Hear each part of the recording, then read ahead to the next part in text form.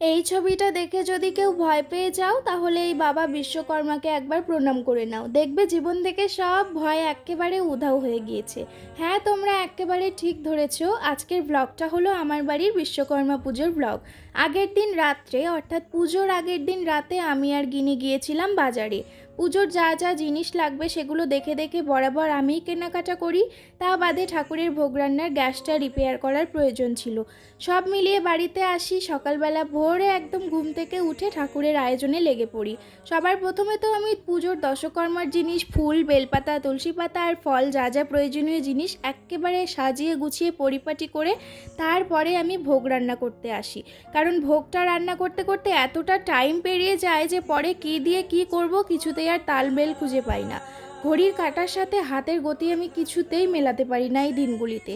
তাই ওই কাজগুলো ভাবলাম একটু আগেই সেরে রাখি, তাড়াতাড়ি যত হবে তত আমার পক্ষেই মঙ্গল।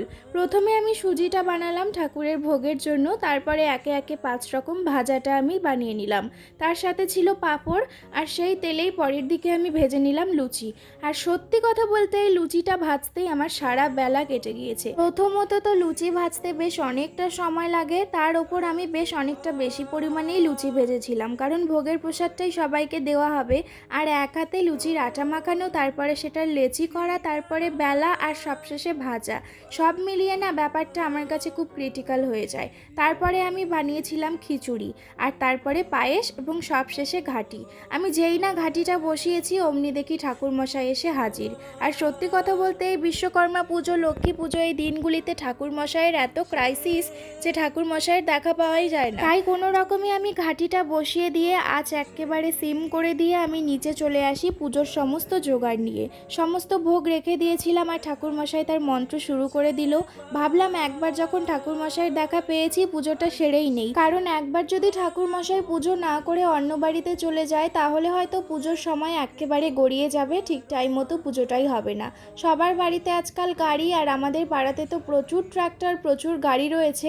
একটা বাড়ি পর পর কিংবা প্রত্যেকটা বাড়িতে বিশ্বকর্মার পুজো হয়। আর অন্যান্য এলাকায় কি হয় জানি না, তবে আমাদের এরিয়াতে তো প্রত্যেকেই গাড়িরই ব্যবসা করে, তাই আমাদের এরিয়াতে প্রচুর পুজো হয় আর ঠাকুরমশাই পাওয়া একেবারে ঝামেলার ব্যাপার হয়ে যায়।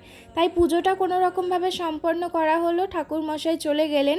এদিকে ঠাকুরের জন্য আমি কোনো রকমে একটু সবজি উঠিয়ে এনেছিলাম, তা বাদে কিন্তু বাকি সবজি ওভাবেই আমি ঢাকা দিয়ে রেখেছিলাম। একবার করে পুজোতে বসছি, একবার করে রান্না করতে বসছি, সব মিলিয়ে ব্যাপারটা পুরো একেবারে জগা খিচুড়ি হয়ে যাচ্ছিল। খিচুড়ির কথায় মনে পড়লো, আমি না খিচুড়ি খেতে প্রচণ্ড ভালোবাসি, আর ভোগের খিচুড়ি হলে তো কোনো কথাই নেই, তবে খিচুড়িটা কোনোভাবেই পারফেক্টলি রান্না করতে পারি না। প্রত্যেক বছর, অর্থাৎ আমার বিয়ে হয় 2020-তে, 2020 থেকে আমাদের বাড়িতে বিশ্বকর্মা পুজো স্টার্ট হয়, আর তখন থেকেই পুজোর ভোগটা কিন্তু প্রত্যেকবার আমিই রান্না করি। প্রথমবার ঝাল বেশি, পরের বার ঝাল কম, তারপরে নুন বেশি, তারপরের বার একবার পারফেক্ট হয়েছিল, তবে এবার আবার নুন একেবারে কম। জানি না কেন, বাড়ির জন্য হোক বা ঠাকুরের জন্য হোক, খিচুড়িটা আমার কোনোভাবেই হয় না।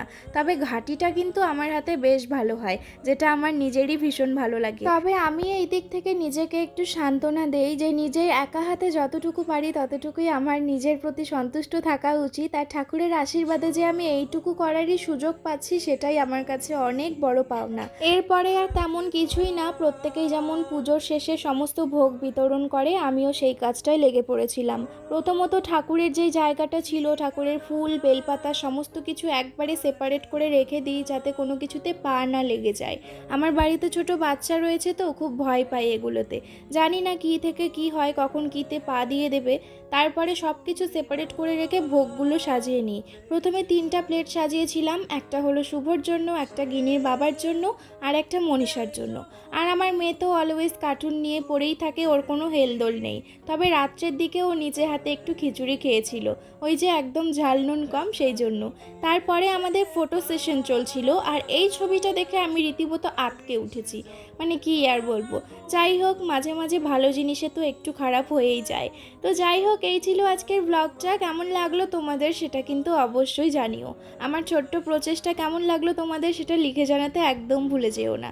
খুব তাড়াতাড়ি দেখা হবে নতুন একটা ভিডিওতে, ততক্ষণের জন্য সবাই ভালো থেকো, সুস্থ থেকো, বাই।